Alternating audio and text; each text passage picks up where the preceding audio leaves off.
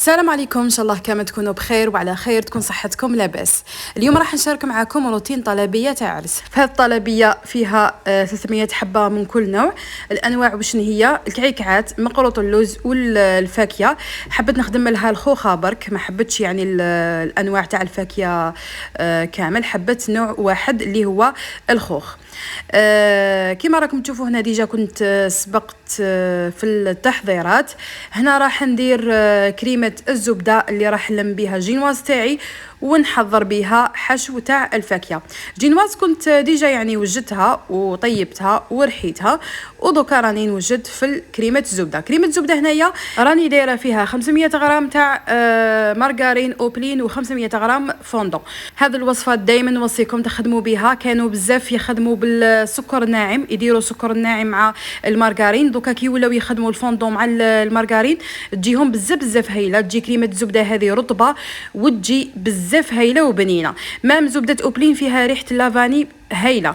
وكما شفتوا في بدايه الفيديو راني نشري بال10 كيلو تاع يعني الكرتونه تاع اوبلين فيها 10 كيلو، هكاك تخرج عليكم خير، يعني تستقام لكم احسن. مام الفوندون راني نشري كرتونه تاع 6 كيلو. تحافظوا عليها مليح، يعني بعد الاستعمال تعاودوا تغلقوها بيان وتبقى لكم يعني ما يصرى لها حتى حاجه تخدموا بها، سورتو كي تكونوا متعودين على لي كوموند وعندكم يعني تخدموا لي كوموند يعني يوميا. ننصحكم تشرو بالكرتونه هكذا تستقام لكم احسن. خدمت كريمه الزبده ولميت بها الجينواز ودرت فيها يعني المكسرات، درت فيها ايضا شوكولاته تختيني المرجان. فقط ما وريت لكمش، يعني ما كنتش نصور كلش على بالكم كي تكون طلبيه كبيره شويه صعيبه التصوير. بعد ما كملت الحشو خدمته درته في المجمد ومن بعد رتبته هكذا في الساشيات. خلاص سي بون، راهو الحشو تاع الفاكهه راهو واجد. هنا رحت نوجد في العجينه تاع الكامباست باش نخدموا بها التزيين. بالنسبه للديكور عندي راح نخدم الاوراق تاع الفاكهه ونخدم ايضا الديكور تاع الكعيكعات والديكور تاع مقروط اللوز، يعني في 3 انواع فيهم تزيين. بعد ما كملت خدمت عجينه الكامباست تاعي. هنايا واش فيها عجينه الكامباست البنات؟ نفكركم بالخف. فيها 125 غرام بياض بيض، فيها 750 غرام تاع سكر ناعم و30 غرام تايلوز. بالنسبه للتايلوز ايضا راني نشري بالعلبه، هذيك العلبه فيها كيلو غرام واحد، يعني تتقام لكم احسن من اللي تروحوا تشروا هذوك لي بواط صغيرين كامل، ولا تشروا بالميزان كيف يعني يستقام لكم في زوج ملاح. المهم خير من هذوك العلب الصغار اللي فيهم 30 غرام. استحفظوا برك على صوالحكم، يعني كي تكملوا بعد الاستعمال غطيوها مليح. وهذا ما كان القسم الاول تاع عجينه الكامباست. لونتها باللون الاخضر الزيتوني من نوعيه غوستو، يعني وريت لكم التيب هذاك اللي استعملته. لونتها بديت ندير غير بشويه حتى تحصلت على اللون الاخضر اللي راني حباته. درته غلفته بالكيس بلاستيكي ومن بعد درتها في علبه هكذا باش ما تنشفليش حتى غدوه من ذاك باش نروح نستعملها. من الاحسن عجينه الكامباست ما استعملوهاش في اليوم اللي تخدموها، خليوها تبات ليله كامله، غدوه من ذاك شكلوا واش حبيتوا. النص الثاني تاع عجينه الكامباست لونتها باللون كيف يعني نوعيه تاع دكتور غوستو برك. واسمه اللون يعني واسمه كريم، مكتوب بالعربيه كريم. شوفوا كيفاش يخرج، درت شويه برك خرجت لي هكذا. الزبونه هي بحثت لي الموديل وبحثت لي اللون، خرجته لها كما راهي حباته هي. هذا الموديل راح نديروه فوق الحبه تاع الكعيكعات. شوفوا شحال يجي شباب. هنا بعد ما خدمت 300 حبه تاع ديكور خليتهم نشفوا مليح ومن بعد درت لهم الناكري دوغي هذاك. شوفوا كيفاش قربتها لكم هنايا. شوفوا شحال يجي شباب هذا الشكل. وريت لكم مام المول اللي خدمت به باش تدو فكره. وبالنسبه للدوغي انا استعملت هذا السائل المذيب تاع ماجيك كيك، والدوغي هذاك استعملت تاع دكتور غوستو. بعد ما كملت الديكور تاع الكعيكعات تاع مقروط اللوز هاوليك خيرت هذا الموديل اللي راهو داير حاله، يعني معروف بالديكور تاع مقروط اللوز، يجوا هكذا مقروطات نفس اللون ولا نفس عجينه الكامباست، لون واحد هي والكعيكعات. استعملت هذا المول، كنت نخدم بثلاثه هكذا ونخرجهم.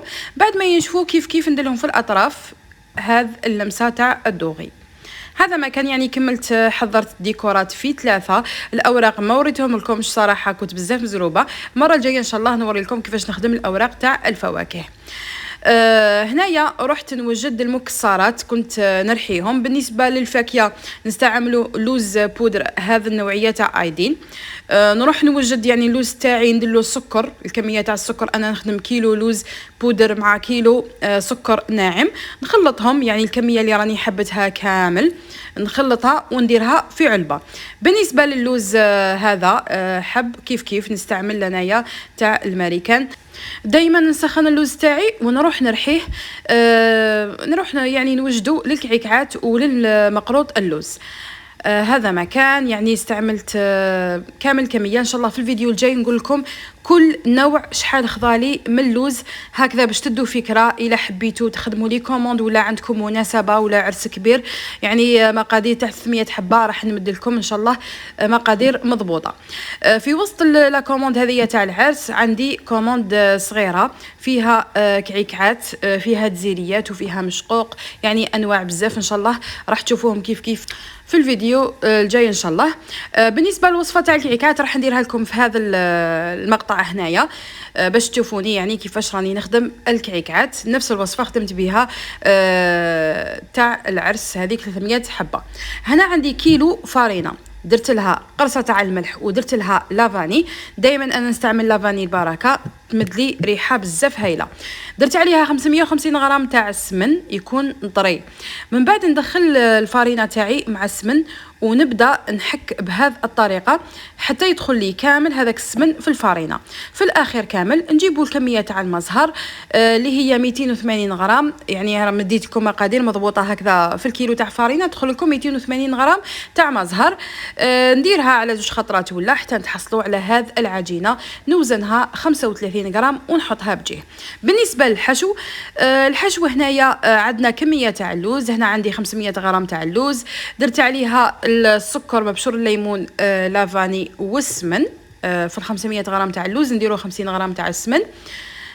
من بعد نلمو بالمزهر، نديرو غير بشويه المزهر هكذا حتى نتحصلوا على حشو يكون طري. يعني انا نديروه هنايا نديروه طري. ومن الاحسن توجدوهم ليله من قبل هذوما الحشوات، يعني وليت كي نوجدهم ليله من قبل غدوه من ذاك الا كان خاصو مزهر نزيدلو شويه، ولا كان مليح نخليه.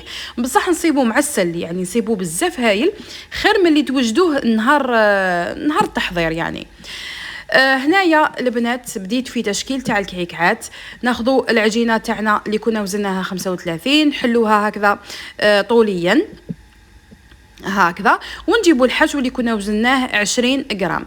انا راني نخدم كامل يعني الحلويات التقليديه، الحشوات تاعهم راني نوزنها 20 غرام. كاين اللي يوزنوا 15، كاين اللي يوزنوا 18، يعني كل وحده كيفاش تخدم. لويت العجينه تاعي على الحشو، غلقت جهه وفتحت جهه وسقمت بهذه الطريقه، يعني طريقه سهله جدا. نجيبوا ليمول تاعنا، انا مازلت نخدم في ليمول سيليكون، ونحطهم في المول سيليكون ونطيبهم على 180 حتى 200 درجه كل وحده والفوق تاعها.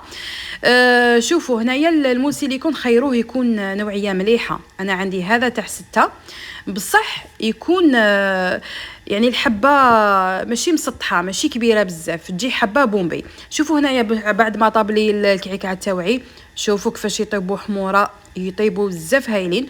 ودوك تشوفوا حبه راني فتحتها من هنا، نوري لكم الحشو كيفاش يجي داخل الطري ومعسل ويطيب بزاف هايل.